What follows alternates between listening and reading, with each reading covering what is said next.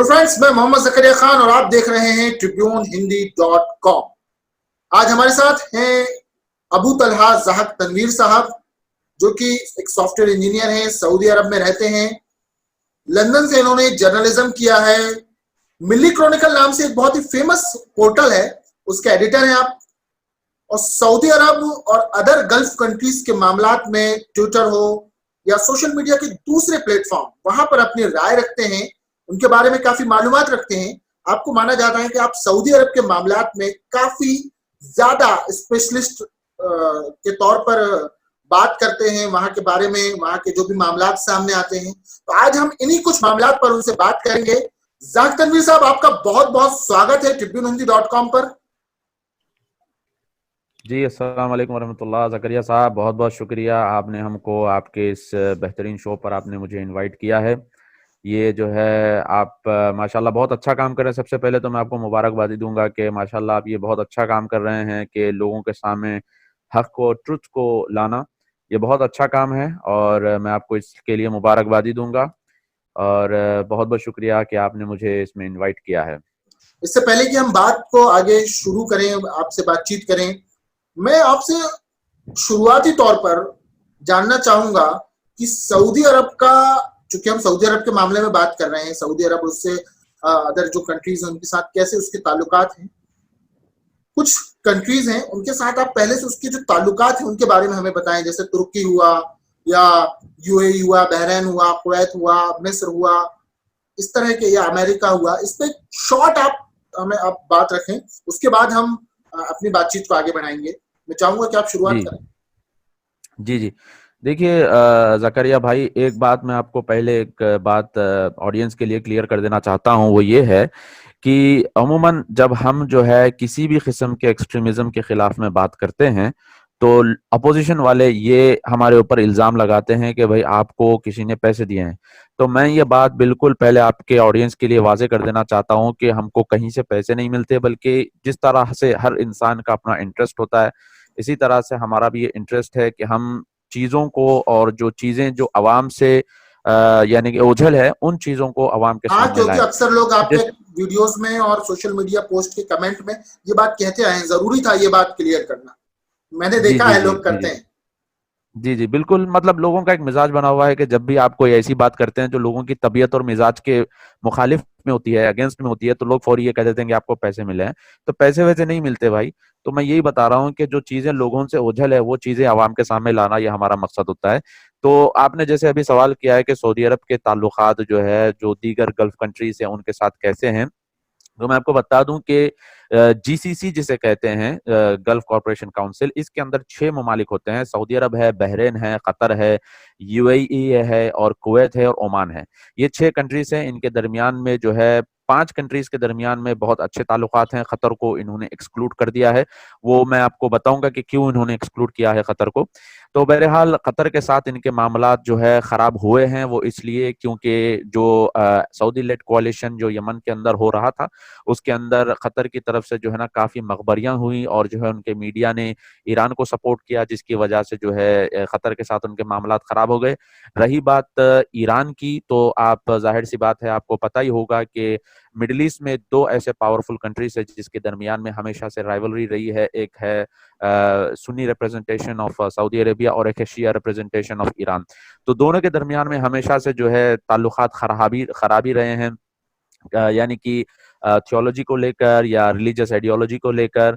तो हमेशा से ईरान का ये एजेंडा रहा है कि जो 2 होली प्लेसेस है, हरमैन शरीफ हैं जिसे हम कहते हैं, मक्का एंड मदीना, इनके ऊपर जो है ना उनकी हुकूमत आए और उनका जो रेवोल्यूशन है जो खोमेनी ने 1979 में लाया था, तो उनका ये मकसद है कि इनका ये रेवोल्यूशन जो है अरब कंट्रीज में एक्सपोर्ट हो और अरब कंट्रीज में इनका जो नियो पर्शियन एम्पायर है ये जो है फैले। तो जिसकी वजह से वो अपना जो कॉन्सेप्ट है इसको एक्सपोर्ट करने की कोशिश करते हैं मिडल ईस्टर्न कंट्रीज में, जिसकी वजह से सऊदी और ईरान के दरमियान में हमेशा से ताल्लुकात खराब ही रहे हैं। क्योंकि ईरान हमेशा से ये कोशिश करता है कि उसका एजेंडा जो है अरब कंट्रीज के अंदर एक्सपोर्ट हो और वो एक्सपैंड करने की कोशिश करता है। तो जाहिर सी बात है, जब वो एक्सपैंड करने की कोशिश करता है तो कोई भी कंट्री ये एक्सेप्ट नहीं करेगा कि जो है कोई दूसरी आइडियोलॉजी जो है अंदर आए, और इसी तरीके से मिलिशियाज हो या फिर वेपन्स हो या जो भी चीज हो उनके अंदर आए, वो एक्सेप्ट नहीं करता। तो सऊदी और ईरान के दरमियान में जो है ताल्लुकात जो है हमेशा से खास तौर पे 1979 के बाद जो है बहुत खराबी रहे हैं। 1979 से पहले फिर भी ठीक ठाक थे। अब रही बात आपके तुर्की की, तो अभी मैंने आपके सामने जैसे जिक्र किया है कि दो जो है पावरफुल ब्लॉक्स मिडिल ईस्ट में है, एक सुन्नी रिप्रेजेंटेशन और एक शिया रिप्रेजेंटेशन। इन दोनों के दरमियान में एक और ब्लॉक आता है जिसको जो है वेस्टर्न कॉन्सेप्ट में मुस्लिम ब्रदरहुड कहते हैं, और इस्लामिक यानी कंट्रीज में इसको इखवान अल मुस्लिमीन कहते हैं। ये थर्ड ब्लॉक होता है। तो ये बेसिकली ट्रांजिशन है दोनों के दरमियान का। तो ये इनका इंक्लिनेशन ज्यादातर जो है शीइज्म की तरफ होता है, यानी कि ईरान की तरफ इनका इंक्लिनेशन होता है। तो ये भी इनको हेल्प करते हैं ईरानियन रेवोल्यूशन को एक्सपैंड करने में मिडिल ईस्टर्न कंट्रीज में, जिसमें से तुर्की है और खतर है, अभी फिल वक्त मलेशिया भी इसके अंदर शामिल है। तो जिसकी वजह से जो अरब कंट्रीज है इनके और तुर्की खतर के दरमियान में ताल्लुकात खराब हो चुके हैं। मैं जानना चाहूंगा कि आपने मतलब एक बहुत ही शॉर्ट में बात कही, मुझे अच्छा लगा सुन के। मैं इसमें थोड़ा सा और चीजों को आगे बढ़ा के आपके सामने पेश करूंगा और पूछूंगा कि यमन भी सऊदी अरब का एक पड़ोसी मुल्क है, और हम देख रहे हैं कि कई एक लंबे वक्त से, जब से मोहम्मद बिन सलमान एक बड़े पावर में आए हैं सऊदी अरब के अंदर, एक बड़े पावर के तौर पर उभर के सामने आए, तो हम खबर भी आ रही है कि उसके बाद से यमन और सऊदी अरब के बीच में एक वार चल रहा है। सऊदी अरब यमन में एक वार वहां पे उसको छिड़ा हुआ है। तो इस बहुत से लोग कह रहे हैं कि ये एक न्यूज में भी हम देखते आते हैं, अलग अलग प्लेटफॉर्म में भी लोगों का कहना है कि सऊदी अरब ने एक वार थोप दिया है यमन के ऊपर। तो इसके सऊदी अरब का के तरफ से या उसके नजरिए से इस वार को किस तरह से देखा जाता है, मतलब सऊदी अरब जो है वो किस नजरिए से इसको देखता है? जी देखिए, मैं एक बात आपको बताता हूँ। यमन का जो मसला है, जो वहाँ पे दो जो है जो दो ग्रुप्स थे। एक तो था वहाँ की गवर्नमेंट, यमनी गवर्नमेंट, और दूसरा है हूथी ग्रुप। ये हूथी ग्रुप जो है इसको ईरान बैकिंग कर रहा था हमेशा से और उनका ये कॉन्सेप्ट था कि हूथियों की बैकिंग से जो है एक ईरानियन एक्सपेंशनिज्म प्रोजेक्ट जो है यमन के अंदर इम्प्लीमेंट हो, जिसकी वजह से यमन भी जो है ईरान का एक हिस्सा बन जाए। और उन्होंने बहरीन में भी ये ट्राई किया। तो यमन के अंदर इनकी जो बैकिंग चल रही थी अब से नहीं, बहुत टाइम से चल रही थी। बल्कि मैं तो कहता हूं कि 2004-5 से मैं सुनते आ रहा हूं यमन के अंदर हूती एग्रेशन के बारे में। जब हम इंडिया में थे उस टाइम से हम ये सुनते आ रहे हैं। मगर 2015 में हुआ यूं कि सऊदी के जो साउथ के एरियाज हैं यहाँ पर ये हूतीस ने अटैक किया। और फिर यमन के जो प्रेसिडेंट है अब्दुल हादी रबो, तो अब्दुल हादी रबो के पैलेस के ऊपर उन्होंने अटैक किया, जिसके बाद यमन के प्रेसिडेंट ने सऊदी अरब को उन्होंने इनविटेशन दिया कि भाई आप अब आइए और हमको हेल्प करिए। और हर कंट्री के अपने अपने अलायंसेस होते हैं। जिस तरह से आपने देखा कि 9/11 जब हुआ अमेरिका के ऊपर, तो अमेरिका ने अफगानिस्तान पे जब हमला किया तो अमेरिका अकेला नहीं था। तो जब भी वो लोग अटैक करते हैं, यानी कि ये कंट्री है, इनके ऊपर अगर अटैक हुआ है तो जिसने अटैक किया है उनके ऊपर जब वो लोग हमला करते हैं तो सब अलायंसेस मिलके करते हैं। तो इसी तरीके से सऊदी अरब के जो साउथ रीजन्स के ऊपर हूथियों ने कब्जा जमाना शुरू किया, यमन के अंदर उन्होंने कब्जा जमाना शुरू किया, वहां के प्रेसिडेंट के पैलेस के ऊपर जब उन्होंने हमला किया, वहां के लोगों को जब उन्होंने मारा, वहां के स्टारवेशन में वहां के लोगों को डाल दिया था, यानी आप हमको बैठ दो या फिर हम तुमको भूखा मार देंगे। तो ये जब उन्होंने करना शुरू किया और अब्दुल मलिक हूती जो है उनका लीडर वहां पर, उन्होंने ये सब चीजें करना शुरू की, तो उस वक्त वहीं के प्रेसिडेंट ने सऊदी अरब को उन्होंने बाकायदा डॉक्यूमेंटेड उन्होंने हेल्प मांगी। उन्होंने कहा कि आप आइए, हमारी हेल्प करिए, हमारी मदद करिए। तो फिर सऊदी अरब लेड कोalition हुआ, जिसमें सऊदी अरब है, यूएई है, कतर था, और इसी तरीके से सोमालिया है, सूडान है, अफ्रीका के बहुत सारे मुस्लिम कंट्रीज हैं। और सऊदी अरब अकेला नहीं बल्कि दूसरे मुस्लिम कंट्रीज भी इसके अंदर इन्वॉल्व हैं। तो ये सब जो है ना, यमन को बचाने के लिए यमन के अंदर ये लोग दाखिल हुए। और वहीं से जो है ना ये चीज शुरू हुई। अब सवाल ये पैदा होता है कि भाई ये जो वॉर है इतनी लंबी क्यों चल रही है, इतना लंबा क्यों जा रहा है। इसके दो तीन वजूहात है। एक सबसे पहली वजह यह है कि हुतीस जो है ये सिविलियंस के दरमियान में ज्यादा छुप कर रहते हैं, यानी स्कूल्स में छुप गए, हॉस्पिटल्स में छुप गए, घरों में छुप गए। तो इसमें होता यह है कि आप अगर मिसफायर कर देते हैं, सिविलियंस अगर उसमें मर जाते हैं, तो इसमें बड़ा मसला हो जाता है। और दूसरी चीज ये है कि सऊदी अरब के पास मिलिशियास नहीं है। जिस तरह से ईरान के पास मिलिशियास हैं, इस तरह से सऊदी अरब के पास मिलिशियास नहीं है। आप देखेंगे कि इराक के अंदर, सीरिया के अंदर, यमन के अंदर आप गौर करें तो ईरान के बहुत सारे मिलिशियास हैं, 60+ मिलिशियास आपको वहां पर मिलेंगे। मेहदी आर्मी, ये आर्मी, वो आर्मी, बहुत सारे ऐसे मिलिशियास आपको मिलेंगे, अनऑफिशियल आर्मी, ठीक है। मगर सऊदी अरब के पास अनऑफिशियल आर्मी नहीं है, मिलिशियास नहीं है, जो भी है ऑन रिकॉर्ड उनकी आर्मी वहां पर मौजूद है, जिसकी वजह से ये जो वॉर है प्रोलॉन्ग हो रही है। और दूसरी बात ये है जो आपने अभी कहा कि आप लोग सुनते हैं ये चीज के सऊदी अरब वहां पे बमबारी कर रहा है, ये कर रहा है, वो कर रहा है। तो जाहिर सी बात है कि जिसका जो मीडिया होता है उसकी वो बात करता है। तो अफसोस के साथ कहना पड़ता है कि वेस्ट में, अमेरिका में मेजॉरिटी जो मीडिया है वो डेमोक्रेट्स का मीडिया है, यानी ओबामा वाला मीडिया है। और डेमोक्रेट्स का मीडिया ये हमेशा से ईरान के और इख्वानुल मुस्लिमीन के सपोर्ट में रहा है। तो जाहिर सी बात है कि वो उन्हीं के एजेंडे को और उन्हीं के नैरेटिव को वो लोगों के सामने बयान करने की कोशिश करते हैं और तो आप सऊदी कहना के चाहते अगेंस्ट हैं में जो वो बात ट्रम्प करते हैं। सपोर्टेड मीडिया है वो इख्वानुल मुस्लिमीन वगैरह ये जो दूसरे जो ऐसे ग्रुप्स हैं इनके अगेंस्ट है? ट्रम्प सपोर्टेड मीडिया, देखिए ट्रम्प सपोर्टेड, मैं तो कहूंगा कि ट्रम्प सपोर्टेड मीडिया ज्यादा नहीं है, बहुत कम है वहां पर। और ट्रम्प खुद जो है अपने बयानों में कई बार ये कहता है कि this is fake news, this is fake news, और उसके खिलाफ इतना प्रोपेगेंडा वहां पे चलता है।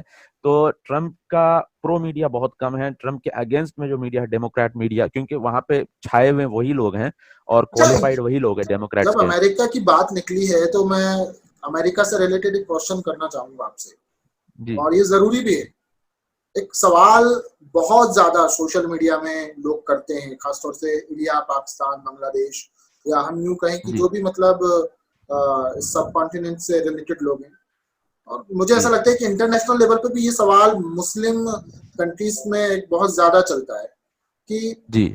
सऊदी अरब और अमेरिका की जो जुगलबंदी है हाँ वो किस लेवल पे, मतलब लोग उसको मतलब एक दूसरे लेवल, एक तरफ ट्रम्प है जो मुस्लिम कंट्रीज पर बैन की बात करते हैं, एक तरफ हाँ ट्रम्प हाँ है जो मुस्लिम ममालिक के लोगों पर अमेरिका पे आने पर पाबंदी लगाते हैं। तो क्या सऊदी हाँ अरब उनका हाँ। पिट्ठू बना हुआ है? जी जी।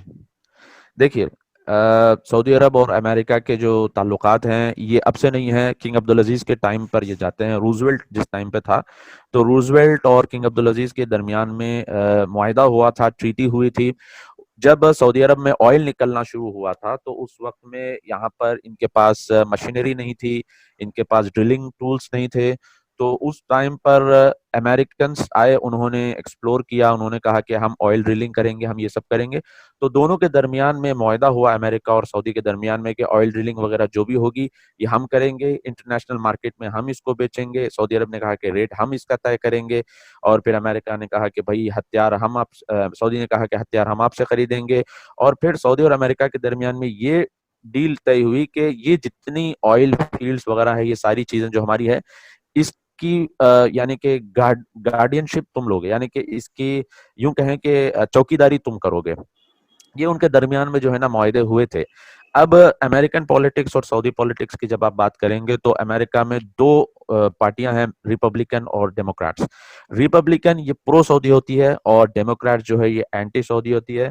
और अक्सर जो लोग कहते हैं कि अमेरिका के बगैर सऊदी कुछ नहीं कर सकता, सऊदी अमेरिका का पिट्टू है और इसके बगैर ये चू भी नहीं कर सकता, ऐसा कुछ भी नहीं है। क्योंकि ओबामा के टाइम पर 8 साल तक सऊदी अरब बगैर अमेरिका के रहा है। अमेरिका ने, ओबामा ने बाकायदा ईरान के साथ उन्होंने डील तय कर ली थी, न्यूक्लियर डील उन्होंने खोल दी थी, जैकपॉट जिसे कहते हैं। ईरान के साथ उन्होंने खोल दिया था, इख्वान को उन्होंने खुला हाथ दे दिया था। इजिप्ट का मसला ले लो आप, बहरीन का मसला ले लो, लीबिया, सीरिया का मसला ले लो आप, इन सब के अंदर अमेरिका ने इख्वान को खुला हाथ दे दिया था कि जाओ जाकर तुम यहाँ की हुकूमतों को लुढ़का दो या खत्म कर दो इनको। तो उस टाइम पर आप देखेंगे कि ईरान और इख्वान ये दोनों अमेरिका के पिट्टू बने हुए थे। देखें आप इस चीज को। तो ये दोनों अमेरिका के पिट्टू बने हुए थे और पूरे मिडिल ईस्ट को इन्होंने तबाह किया। मगर जब बहरेन के अंदर उन्होंने कोशिश की, उस टाइम पे हिलरी क्लिंटन ने आले सऊद को, उस टाइम पे जो फॉरेन मिनिस्टर थे, उनका नाम और ईरान के तो सऊद बिन एंटी फैसल। अमेरिका बयान भी आते हैं ईरान की तरफ से। देखिए, एंटी अमेरिका बयान आते हैं उस टाइम पर जब रिपब्लिकन पावर में होते हैं।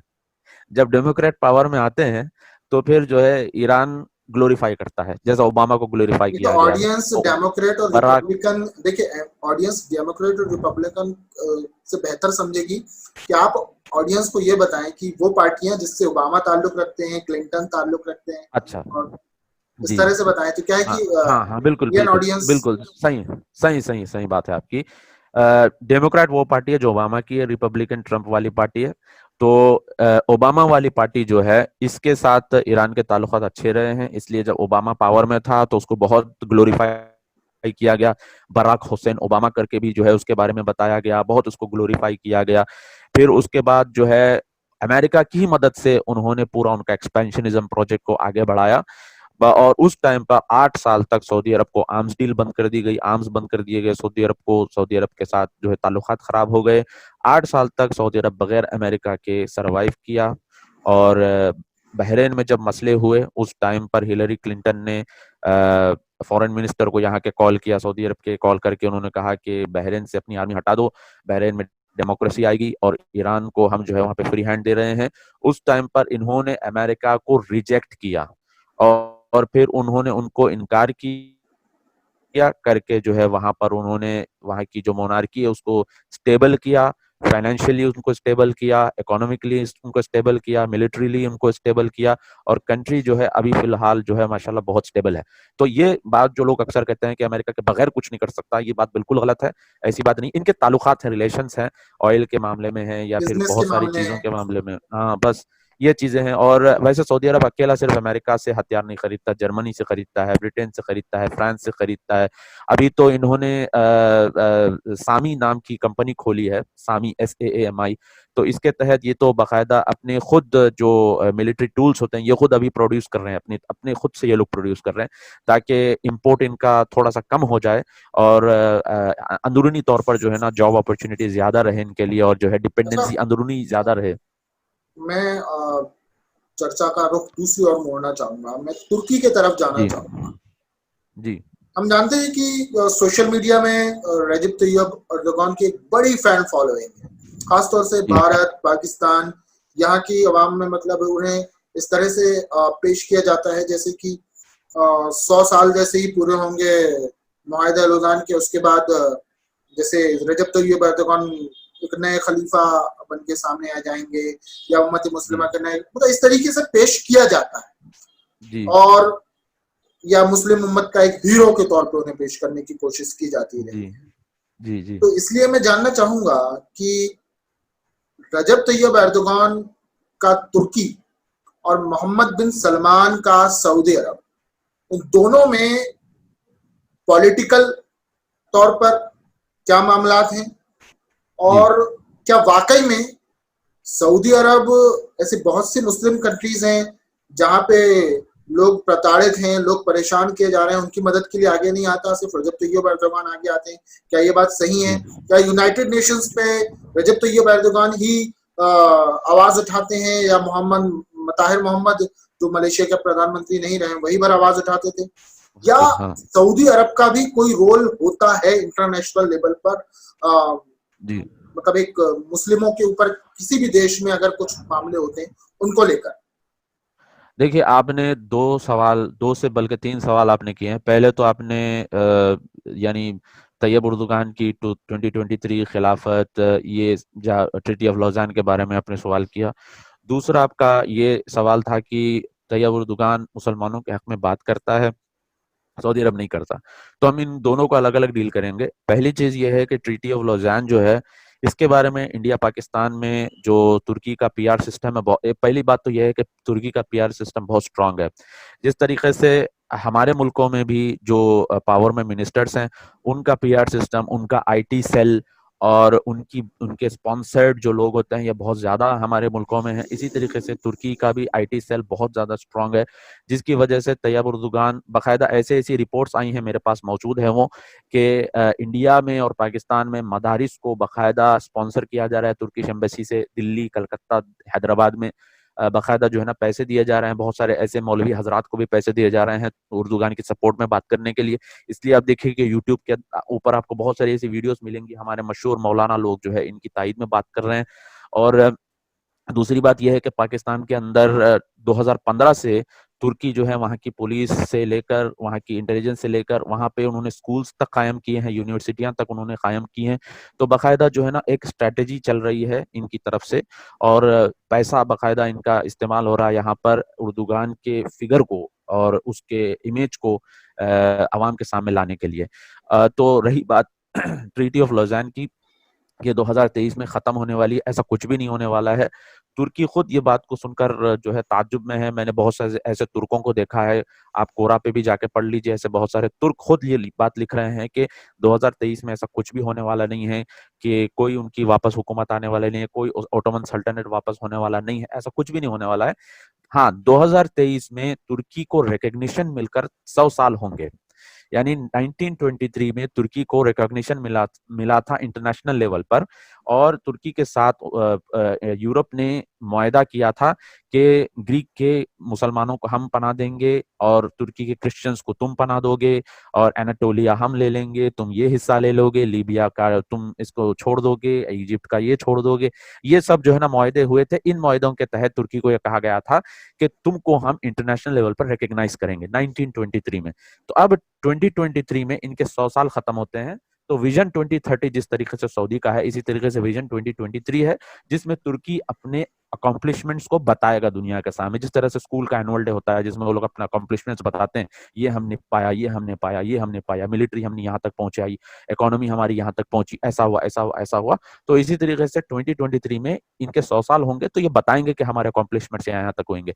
कहीं पर भी ये मेंशन नहीं है कि ट्रीटी ऑफ लॉज़ान खत्म होगा, कहीं पर भी मेंशन नहीं है कि तुर्की अपने इलाके वापस ले लेगा, कहीं पे मेंशन नहीं है कि हरमैन शरीफैन या सऊदी अरब जो है तुर्की को वापस चला जाएगा, कहीं पे भी ये चीज मेंशन नहीं है। ये तो बस एक हवाई किला है, और ये एक अलिफ लैलवी कहानी जैसा है जो लोगों को बस सुनाया जा रहा है, और लोग बिना तहकीक के इस चीज पर यकीन भी कर रहे हैं।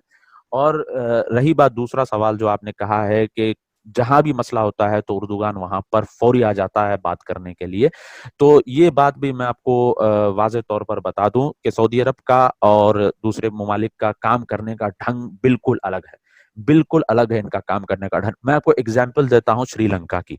श्रीलंका का आप एग्जाम्पल ले लीजिए। श्रीलंका के अंदर बुद्धिस्ट एक्सट्रीमिस्ट इस हद तक पहुंच गए थे कि वो लोग मुसलमानों को खत्म करने और एक्सट्रीमिनेशन उनका यानी बिल्कुल वर्ज पर था, मारने वाले थे, फसादात वहां पर होने वाले थे। और वहां का बहुत बड़ा राइट विंगर पॉलिटिशियन है, उसका नाम मैं भूल रहा हूँ, उसका आर्टिकल मेरे पास मौजूद है मेरे वेबसाइट पर। तो उस राइट विंगर पॉलिटिशियन, उसका ये था कि वो हमेशा सऊदी अरब के खिलाफ भड़काऊ भाषण देता था, वहाबिज्म के नाम पर लोगों को वर्गलाता था, कहता था कि जो है यहाँ पर मुसलमान ये वहाबी हो गए हैं, इनको मारना जरूरी है, एक्सट्रीमिज्म फैल रहा है। ये जो भी जिस तरह से इंडिया पाकिस्तान में भी मीडिया काम करता है, इसी तरीके से श्रीलंका में बहुत उरूज पे जा रहा था। आपने देखा कि सऊदी अरब ने वहां के यूनिवर्सिटियों को फंडिंग की, डोनेशंस दिए, और वहां की इन्वेस्टमेंट्स किए उन्होंने। वहां पर एक ब्रिज है जिसको चाइना के बाद उस ब्रिज को काउंट किया जाता है श्रीलंका में, वो पूरा ब्रिज सऊदी अरब ने बनाया श्रीलंका में। ऐसे ऐसे करके आप देखें, आप बताइए आज के दौर में वो जो चीजें उस टाइम पर चल रही थी आज वो नहीं चल रही हैं। और वो जो राइट विंगर पॉलिटिशियन था, आज वो मैंने देखा उसकी एक फोटो, रियाद में श्रीलंका इंटरनेशनल स्कूल में बैठकर, वहां के ऑफिस में बैठकर वो कुछ साइन कर रहा है, कुछ डॉक्यूमेंट्स को साइन कर रहा है, कुछ बिजनेस की जो है वहां पे बात चल रही है। तो बताना मकसद ये है कि हर कंट्री का काम करने का ढंग बिल्कुल अलग होता है। सऊदी अरब का काम करने का ढंग, बकायदा एक अंग्रेज ऑथर है, उसने एक आर्टिकल भी लिखा था, 2-4 साल पुरानी बात है। उसने बकायदा ये बात कही कि सऊदियों का जो काम करने का तरीका है बिल्कुल अलग है, ये बताते नहीं है, ये बताते ही नहीं है।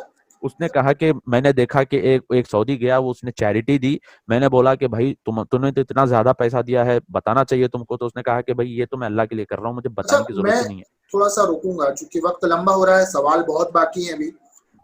जी, मैं इसी सवाल से थोड़ा सा आगे बढ़ना चाहूंगा तुर्की की बात चल रही है तो तुर्की का एक ड्रामा इस समय बहुत ज्यादा चर्चा में है। जी ड्रामा है दिरिलिस एर्तुगरुल या जी रिसरेक्शन एर्तुगरुल या उर्दू जी में गाजी एर्तुगरुल गाजी, इस नाम से ये जी बहुत फेमस हो रहा है। भारत, पाकिस्तान, बांग्लादेश ही नहीं बल्कि पूरी दुनिया में इस ड्रामे को बहुत ज्यादा देखा जा रहा है। इस जी ड्रामे को ड्रामे तक लिया जाता तो सीमित था, पर इस ड्रामे के बाद एक राजनीति शुरू हुई। लोगों ने इस जी ड्रामे के साथ ये कहा कि सऊदी अरब को ये इसलिए नहीं पच रहा है कि सऊदी अरब में क्या बोलते हैं, जो इसके बाद एर्तुगरुल के बाद जो सल्तनत उस्मानिया वजूद पे आई थी, सल्तनत हाँ हाँ उस्मानिया का खात्मे में सऊदी शासकों का बड़ा रोल था, अंग्रेजों के साथ मिल जी गए थे। तो इस जी ड्रामे से एक नई चर्चा शुरू हुई।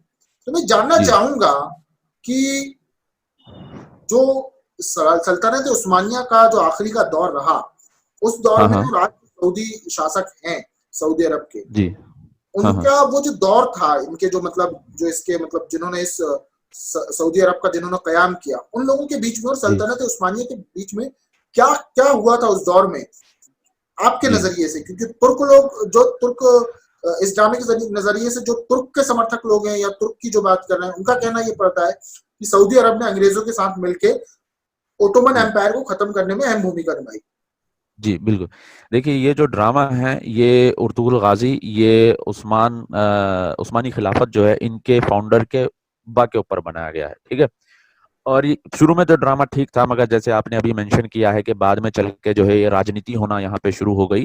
बिल्कुल यहाँ पे राजनीति हुई और तुर्की जो है अपना जो एम्बिशन है वो एक्सपोर्ट करने के चक्कर में ये कर रहा है। अब बहुत सारे फैंस जो है उर्तुगरुल सीरीज के ये कहते हैं कि भाई सऊदी अरब इससे परेशान है, अमेरिका इससे परेशान है। ऐसा कुछ भी नहीं है, बल्कि ये तो नेटफ्लिक्स पे बाकायदा चला गया और आप जानते हैं कि नेटफ्लिक्स की ज्यादातर आमदनी इसराइल इससे कमाता है। तो अगर इसराइल और अमेरिका जो है इससे डरते या घबराते तो फिर वो नेटफ्लिक्स पे चलाते ही नहीं।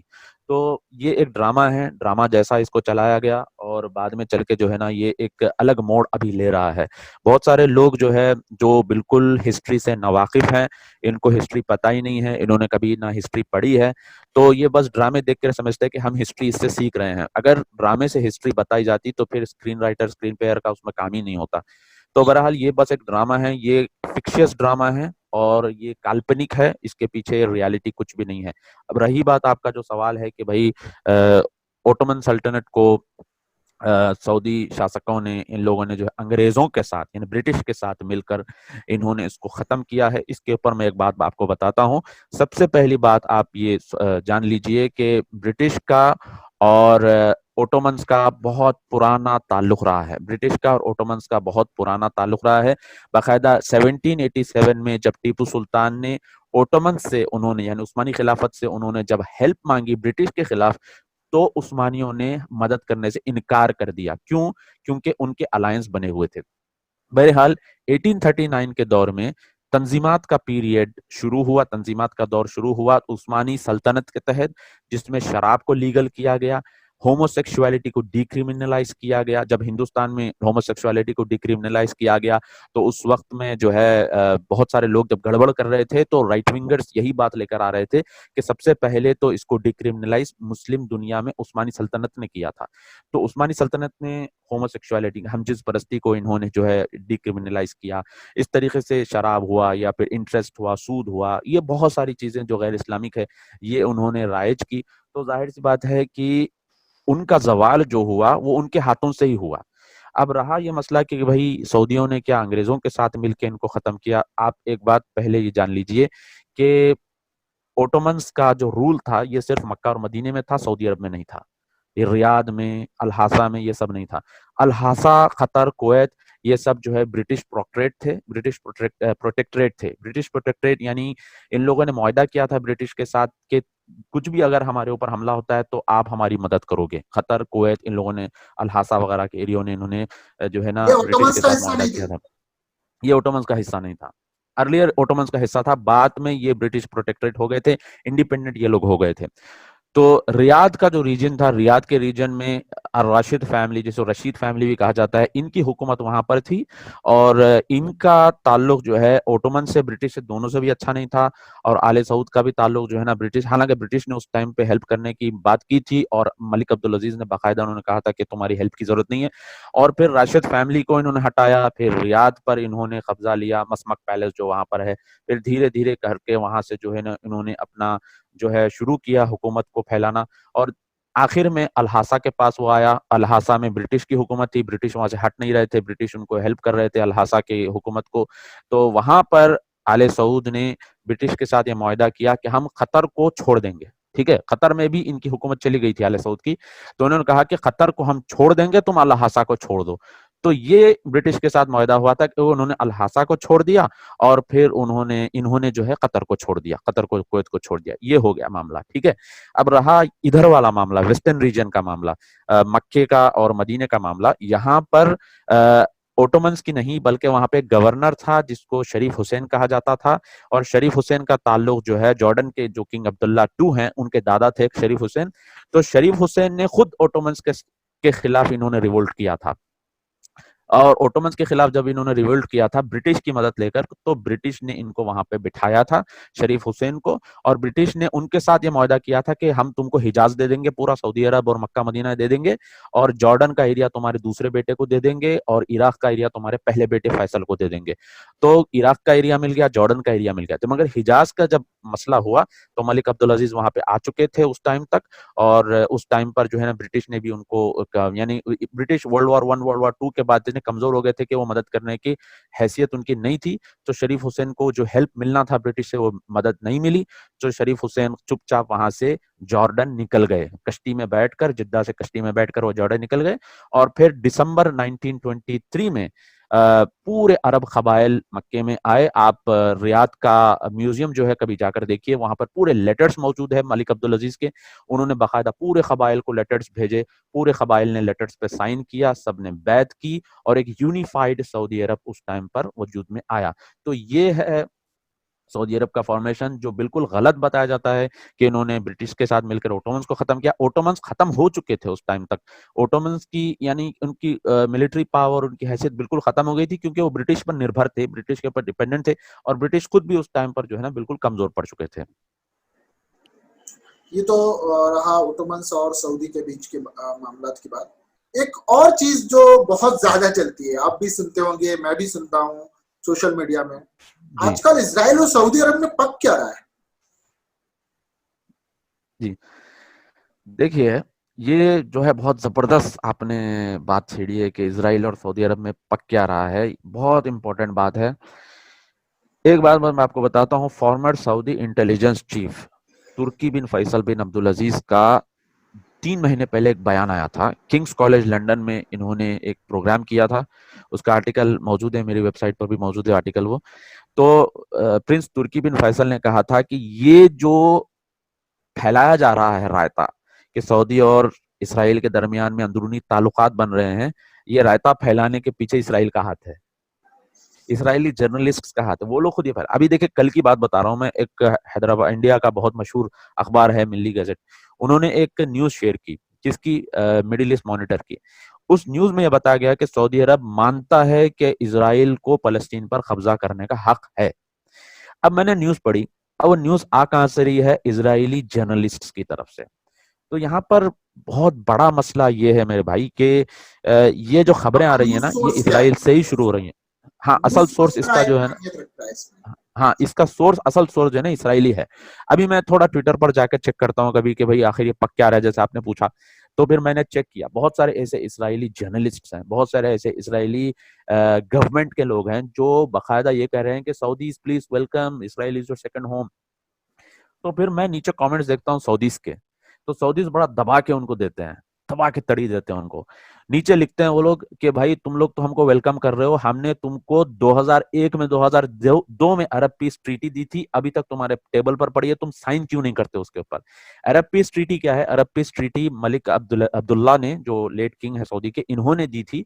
और उसके तहत ये था कि 3 चीजें उसके अंदर थी कि रेफ्यूजी स्वैप जो है, जो रेफ्यूजी नकबा के टाइम पे निकल गए थे तो उनको वापस ले लिया जाए, उनके घर जो वहां पर है उनको वापस दे दिया जाए, और ईस्ट जेरूसलम को जो है फलस्तीन का कैपिटल बनाया जाए, वेस्ट जेरूसलम जो है उनका इसराइल का रहेगा, 2 स्टेट सोल्यूशन उसमें रहेगा, यानी कि इसराइल और फलस्तीन दोनों को एग्जिस्ट करेंगे, साथ में रहेंगे। अब बहुत सारे लोग ये कहते हैं कि भाई इसराइल ने कब्जा किया लिहाजा इसराइल को पूरा आउट करो, ये बिल्कुल इम्प्रैक्टिकल बात है, ऐसा नहीं हो सकता। तो सऊदी अरब ने बाकायदा एक अच्छा खासा पीस डील उन्होंने दी। CBS 60 पर जो MBS मोहम्मद बिन सलमान का इंटरव्यू हुआ था पिछले साल, उसमें ये वो उस इंटरव्यू को गलत पेश किया गया लोगों के सामने। अगर आप वो इंटरव्यू पूरा देखेंगे तो आपको पता चलेगा। उसमें जब पूछा गया, नोरा जो थी उसकी इंटरव्यूअर, उसने पूछा था कि क्या इसराइल को जीने का हक है, तो MBS ने कहा कि जिस तरह से इसराइल को जीने का हक है उसी तरीके से फलस्तीनियों को भी जीने का हक है, और हमारी जो अरब पीस डील है जो हमने दी थी, अगर तुम उस पर साइन करते हो तो हम अभी रेडी हैं तुम्हारे साथ ताल्लुकात बनाने के लिए। तो सऊदी अरब और इसराइल के ताल्लुकात बन सकते हैं अनलेस इसराइल उस 2001 पीस डील पर वो साइन करता है। मतलब तो ये बस, फलस्तीनियों को उनके हुकूक देकर। हाँ, फलस्तीनियों को उनके हकूक देने चाहिए, ईस्ट जेरूसलम फलस्तीन का कैपिटल होगा, और इसी तरीके से मस्जिद अल अक्सा का जो पूरा इमिग्रेशन सिस्टम जो तो भी है एक वो चीज हमारा और मैं होगा, आपसे पूछना मुसलमानों का। चाहूंगा, जी मोसाद, हिजबुल्ला और इस तरह के जो दूसरे भी जो संगठन हैं, इनको जी लेकर सऊदी अरब का क्या स्टैंड है? देखिए, मोसाद तो इजरायली इंटेलिजेंस एजेंसी है, इनके साथ तो सऊदी अरब का कुछ भी ताल्लुक नहीं है रहा। हिजबुल्ला, और हिजबुल्ला तो लेबनान की ईरान बैक मिलिशिया तंजीम है, टेररिस्ट तंजीम है, इसको सऊदी अरब ने फलस्तीन टेररिस्ट घोषित में किया है। किसको सऊदी अरब समर्थन किसको करता है फलस्तीन में? सऊदी अरब फतह को समर्थन करता है। फलस्तीन के अंदर अल दो फतह मतलब जैसे ग्रुप्स हैं। Yasser Arafat. या अल फतह जो है महमूद अब्बास वाला, और हमास जो है इस्माइल हनिया वाला, अच्छा, खालिद महमूद मशाल और अब्बास इस्माइल जिससे हनिया। ताल्लुक रखते हैं अल फतह। जी, महमूद, जिसकी फलस्तीन अथॉरिटी, यानी जो फलस्तीन में जिनकी अभी फिलवक्त हुकूमत है, और ज्यादातर अक्सरियत फलस्तीनियों की जिनको समर्थन देती है अपना, वो फतह है। और तो इसी फतह हमास की क्या है? वजह से हमास ही का क्या रोल काल है? हमास का जो रोल है, ये गाजा और वेस्ट बैंक में इनकी हुकूमत है, और हमास ईरान बैक्ड है, और हमास का मेन ऑफिस तेहरान में है।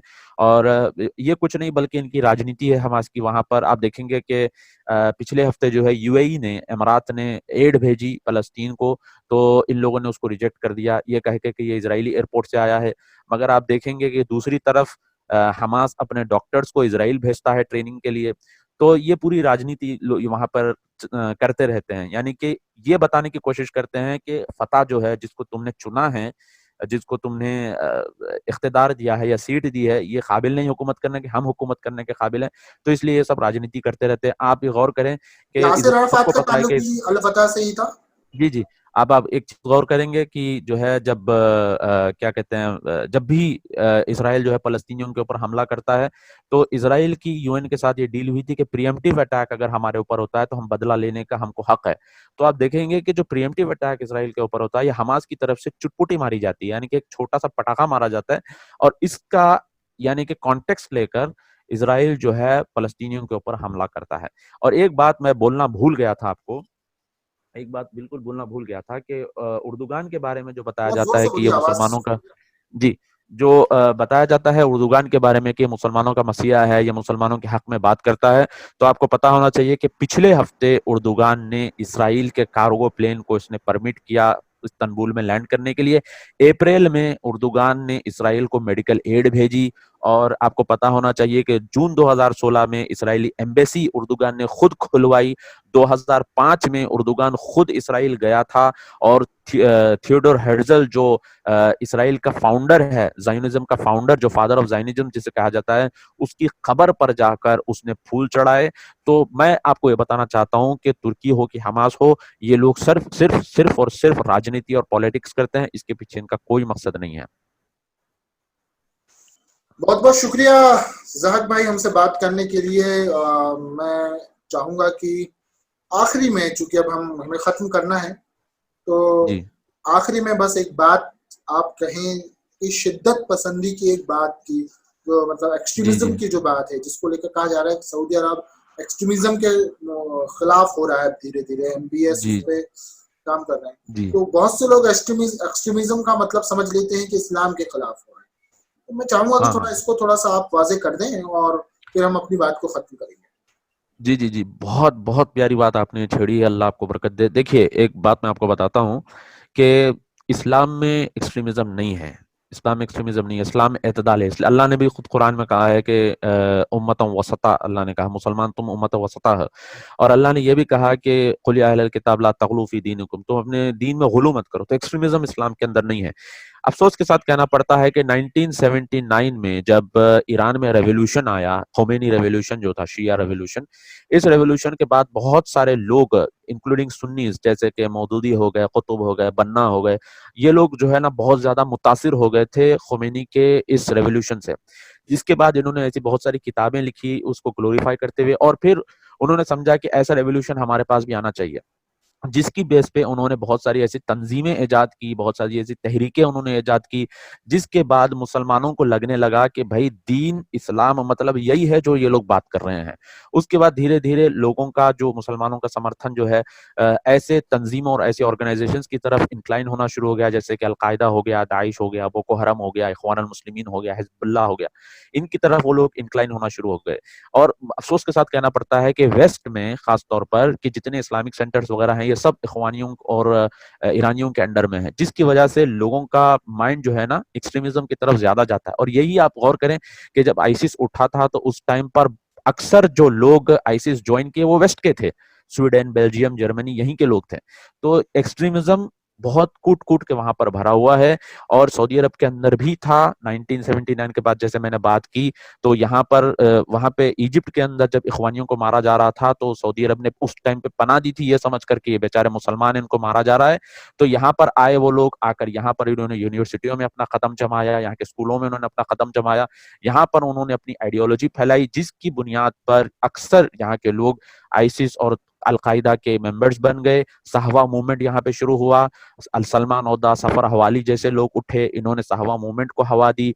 उसके बाद बहुत सारे लोग कायदा और आईसिस ज्वाइन करना शुरू किए। और फिर जब लगा कि ये लोग इतने फैल रहे हैं कि मस्जिद नबवी पे तक इन्होंने हमला कर दिया और मस्जिदों में तक इन्होंने बम धमाके कर दिए, तो ये जब बीमारी इतनी हद तक और इतनी शिद्दत तक पहुंच गई तो सऊदी अरब ने कदम उठाया कि अब हमको स्ट्रांग बनना है, एक्सट्रीमिज्म का खात्मा करना है। तो 2015 में इन्होंने एमबीएस जैसे पावर में आए, इन्होंने इखवानुल मुस्लिमीन को इन्होंने फुल फ्लेज बैन कर दिया, जिसके बाद उनकी दुश्मनी एमबीएस के साथ अभी तक चल रही है।